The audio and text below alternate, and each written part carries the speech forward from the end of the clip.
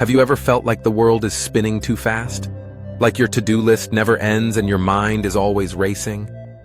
In our busy lives, finding peace can seem impossible. But here's the good news. It doesn't have to be. With mindfulness and yoga, you can press pause, reset, and reconnect with yourself, no matter how chaotic things get. Mindfulness is all about being present.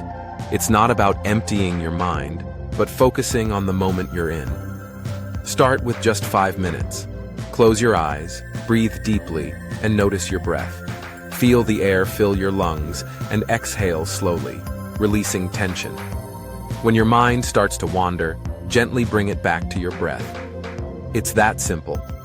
Now, let's add some yoga. You don't need to be flexible to start. Yoga is about connecting your body and mind through movement. Try this.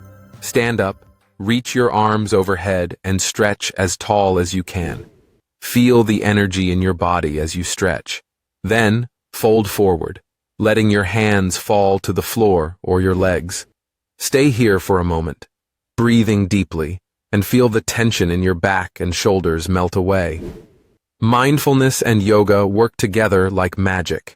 Mindfulness calms your thoughts, while yoga helps release the stress stored in your body.